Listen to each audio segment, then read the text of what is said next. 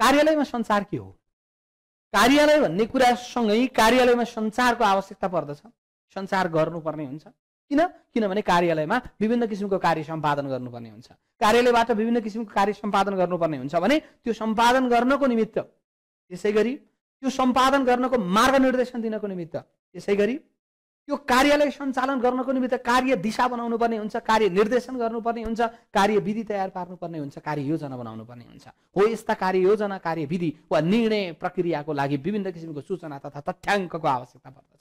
विभिन्न किसिमको कागजपत्रको आवश्यकता पर्दछ, विभिन्न किसिमको जानकारी वा तथ्याङ्कको आवश्यकता पर्दछ भने त्यस्तो सूचना तथा जानकारीहरू प्राप्त गर्नको निमित्त के को महत्त्वपूर्ण भूमिका रहन्छ? सञ्चारको महत्त्वपूर्ण भूमिका रहन्छ। त्यसैले गर्दा हामीले कार्यालयलाई पनि के भनेका थियौँ? कार्यालय भनेको सञ्चार केन्द्र हो भनेका थियौँ। कार्यालय भनेको सूचना केन्द्र हो भनेको थियौँ भने यहाँ कार्यालयमा सञ्चारको आवश्यकता किन पर्दछ? कार्यालयमा सञ्चार कसरी गर्ने गरिएको पाइन्छ त? कार्यालयमा सञ्चारको प्रक्रिया के रहेको हुन्छ? कार्यालयमा सञ्चार गर्यो भने के फाइदा हुन्छ त? के कारणले गर्दा कार्यालयमा सञ्चार गर्ने गरिएको पाइन्छ त भन्ने विषय प्रसङ्गसँग सम्बन्धित रहेर हामीले के गर्छौँ? कार्यालयमा सञ्चारसँग सम्बन्धित विषयलाई अध्ययन गर्दछौँ। त्यसैले गर्दा अब एकपल्ट हामी के हेरौँ त भन्दा कार्यालयमा सञ्चार कसरी हुन्छ त वा के गर्ने गरिएको पाइन्छ जसको माध्यमबाट कार्यालयमा सञ्चार हुन्छ भनेर बुझ्नुपर्ने हुन्छ। सामान्यतया के हुन्छ भने कुनै पनि कार्यालयमा सञ्चार हुनको निमित्त विभिन्न सूचना तथा जानकारीको आवश्यकता चाहिन्छ। सूचना तथा जानकारीको आवश्यकता पर्दछ। सूचना जानकारीहरू चाहिन्छ, तथ्याङ्कहरू चाहिन्छ। त्यसैले गर्दा सबैभन्दा सुरुमा हामीले के गर्छौँ भन्दा सूचना तथा जानकारीहरूको सङ्कलन गर्ने गर्दछौँ। सङ्कलन गर्ने गर्दछौँ, सङ्कलन गर्ने गर्दछौँ वा के सिर्जना गर्दछौँ, सिर्जना गर्दछौँ। कुनै सूचना तथा जानकारीहरू सिर्जना गर्नुपर्ने हुन्छ, कुनै सूचना तथा जानकारीहरू सङ्कलन गर्नुपर्ने हुन्छ, प्राप्ति गर्नुपर्ने हुन्छ। त्यस्ता सूचना तथा जानकारी सङ्कलन गरिसकेपछि अब हामीले के गर्नुपर्छ भन्दा सम्बन्धित व्यक्ति वा स्थानबाट यो को त्यसो भए यो सूचना सङ्कलन गर्दैछ वा प्राप्ति गर्दैछ, सिर्जना गर्दैछ भने यो भनेको के हो भन्दा प्रेषक हो भन्छ। प्रेषक हो अरे, जसले सूचना जानकारी अर्को ठाउँसम्म पुर्याउने काम गर्दछ भनेर भन्न सकिन्छ।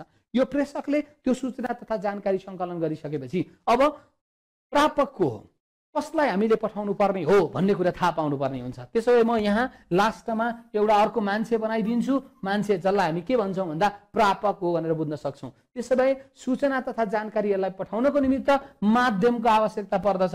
यो के हो? माध्यम हो। यो के हो त? माध्यम हो। सूचना तथा जानकारी सम्प्रेषण गर्ने माध्यम, जहाँ लिखित माध्यमबाट हुन सक्दछ, मौखिकबाट पनि हुन्छ। ठीक छ। साङ्केतिक कहिले काहीँ परेको हुन सक्छ, श्रव्य दृश्य पनि राखिएको हुन्छ। भनेको के?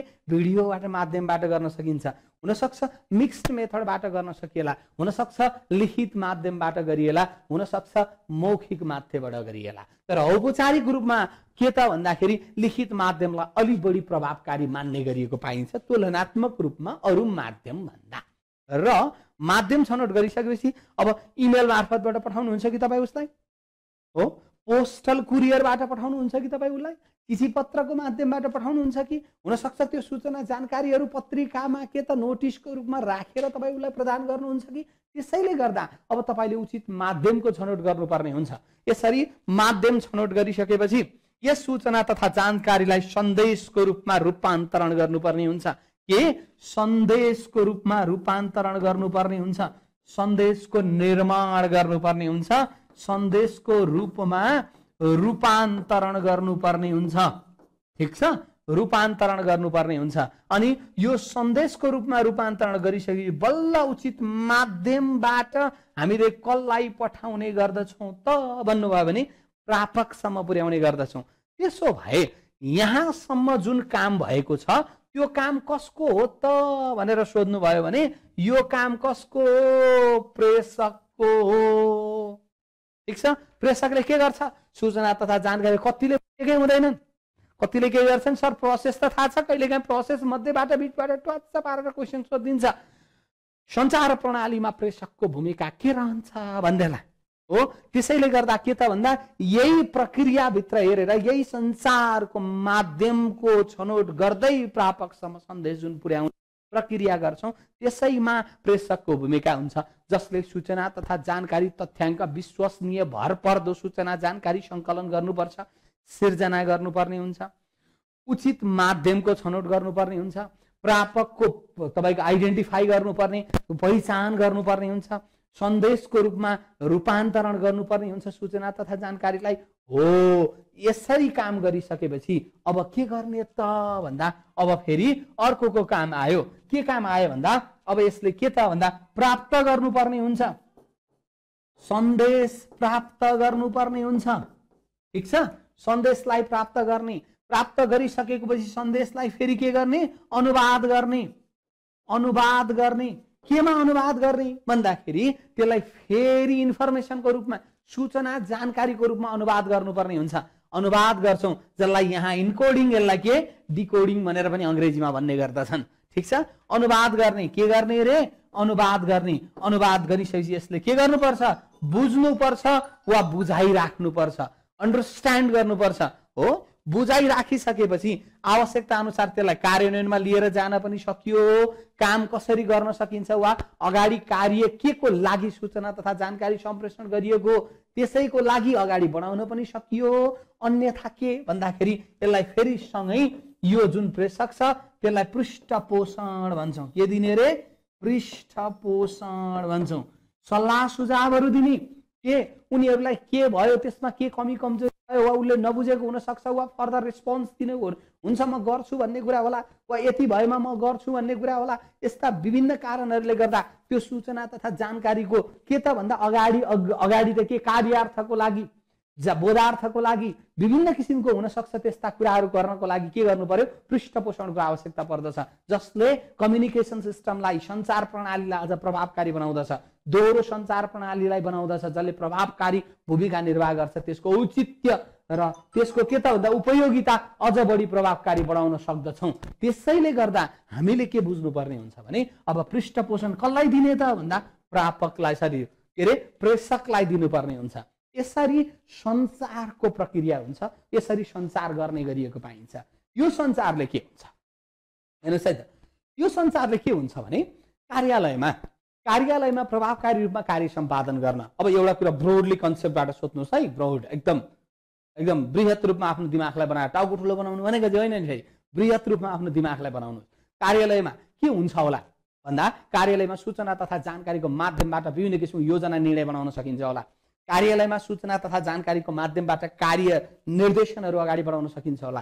कार्यालयमा सूचना तथा जानकारीको माध्यमबाट हामीले के गर्न सक्छौं, विभिन्न किसिमको गतिविधिहरूलाई सुपरभिजन, मोनिटरिङ गर्न सक्छौं वा के गर्न सक्छौं, नियन्त्रण गर्न सक्छौं। त्यसैले गर्दा व्यवस्थापकीय तथा प्रशासनिक क्रियाकलापलाई प्रभावकारी रूपमा सम्पादन गर्नको लागि पनि के चाहिन्छ, कार्यालय सञ्चारको आवश्यकता पर्दछ।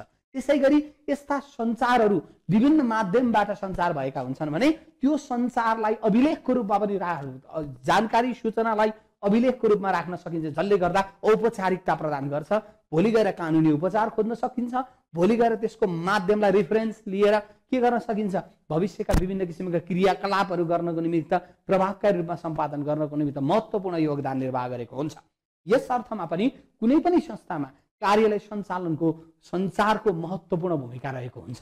कार्यालय सञ्चालन गर्न, योजना गर्न, निर्णय गर्न, पूर्वानुमान गर्न, विभिन्न किसिमको तपाईको चाहिँ के कार्य सम्पादनहरू गर्नको निमित्त साथै के भन्दा नियन्त्रणात्मक क्रियाकलापहरू हुन सक्ला। त्यस्ता क्रियाकलाप गर्नको निमित्त पनि महत्त्वपूर्ण भूमिका निर्वाह गरेको पाइन्छ। किनभने यहाँ सूचना तथा जानकारी सङ्कलन गर्ने, सिर्जना गर्ने, सम्बन्धित के त भन्दा प्रापकसम्म त्यो सूचना जानकारीहरूलाई उचित माध्यमबाट सम्प्रेषण गर्ने गरिएको पाइन्छ। त्यसैले गर्दा के हुन्छ भन्दा कार्यालय सञ्चारमा नहुने चिज मात्रै पर्दछ भनेर भन्न सक्दछौँ। सँगै फेरि रिपिट गरौँ, सोच्नुहोस् त तपाईँ एउटा कुरा, अन्त नजानु न, तपाईँको घरमा 5 जना, अब 5 जना भने तर यसरी औँला देखाएँ 4 जनालाई, ठिक छ, 4 जना तपाईँ परिवार हुनुहुन्छ। 4 जना परिवार एउटा सञ्चालन गर्नको लागि पनि तपाईहरू बीचमा छलफल हुनुपर्छ कि पर्दैन, तपाईहरू बीचमा संवाद हुनुपर्छ कि पर्दैन, तपाईहरू बीचमा के भइरहेको छ घरमा भन्ने कुरा सम्बन्धित व्यक्तिले जानकारी राख्नुपर्छ कि पर्दैन, पर्छ होला नि त। तपाईँ कुनै कार्यालयमा कसैले काम गर्न जानुहुन्छ घरबाट, वा कोही घरमा बसेका हुन्छन्, कोही पढ्न जाने हुन सक्छन्, कोही त्यही घरमा बसेर पढ्न जान नसक्ने सानो बच्चा भएको कारणले गर्दा खेलिरहेका हुन सक्लान्, तर सकेसम्म संवाद गर्नुपर्ने हुन्छ। घरमा भएका कुरा वा भविष्यमा के गर्ने भन्ने कुरा हुन सक्ला, हो त्यसै गरी भरे भोलि के गर्ने भन्ने कुरा हुन सक्ला, वा भएका जुन सोचिएका थिए र यो गर्ने भनेका थिए त्यो कार्य गर्दा कहाँ कहाँ समस्या आयो भनेर समाधान गर्नुपर्ने हुन सक्ला। त्यसैले गर्दा एउटा सामान्य परिवार चलाउन, एउटा सामान्य घर चलाउन त हामीलाई सञ्चारको आवश्यकता पर्छ। हामी संवाद गर्नुपर्ने हुन्छ, हामी छलफल गर्नुपर्ने हुन्छ, हामी योजना बनाउनु पर्ने हुन्छ, योजनाको कार्यान्वयन गर्नुपर्ने हुन्छ भने के कार्यालयमा यो आवश्यकता पर्दैन? पर्दैन भन्नु जतिको मूर्खता कहिले पनि हुन सक्दैन। त्यसैले गर्दा एउटा सानो परिवार त हुन्छ भने त्यो कार्यालय ठुलो परिवार हुन्छ। त्यहाँ विभिन्न वर्ग, विभिन्न प्रकृति, विभिन्न संरचना, विभिन्न माध्यम, विभिन्न आधार, विभिन्न संस्कृतिबाट मान्छेहरू आएका हुन्छन् र एकमुष्ट संस्थागत लक्ष्य हासिल गर्नको निमित्त के गरेको हुन्छन्? लागि परेका हुन्छन्। त्यसको लागि भए पनि हामीले के गर्नुपर्ने हुन्छ? विभिन्न किसिमको प्रभावकारी माध्यमको छनौट गरेर सञ्चार गर्नुपर्ने हुन्छ, सूचना सम्प्रेषण गर्नुपर्छ, सूचना आदान प्रदान गर्नुपर्छ। त्यसैले गर्दा हामी यहाँ कसरी अध्ययन गर्दछौँ भन्दा कार्यालय सञ्चार भनेको के हो, कार्यालय सञ्चारमा के कुरा, कस्तो प्रक्रिया हुन्छ, कार्यालय सञ्चारलाई प्रभावकारी बनाउनको निमित्त के कस्ता कुरामा ध्यान दिनुपर्दछ, कार्यालय सञ्चारको कार्यालयमा के कस्तो महत्त्व आवश्यकता रहेको हुन्छ, किन कार्यालयमा कार्यालय सञ्चार गर्ने गरिएको पाइन्छ र प्रभावकारी सञ्चारमा वा नेपालमा कार्यालयमा सञ्चारमा देखिएका समस्याहरू के हुन्छन् वा चुनौतीहरू के रहेका हुन्छन् र त्यसको समाधान गर्ने उपायहरू के रहेको हुन्छ त? समाधान त पक्कै पनि गर्नुपर्छ होला। त्यस्ता समस्या आएपछि समाधानको उपाय के छ त? अनि कसरी प्रभावकारी वा यसका सिद्धान्तहरू के हुन्छन्, प्रभावकारी सञ्चारमा गुण के आवश्यकता पर्दछ भन्नेसँग सम्बन्धित रहेर हामी के गर्दछौँ? अगाडि बढ्दछौँ। अब हामी अगाडि बढौँ। ठिक छ? ओके।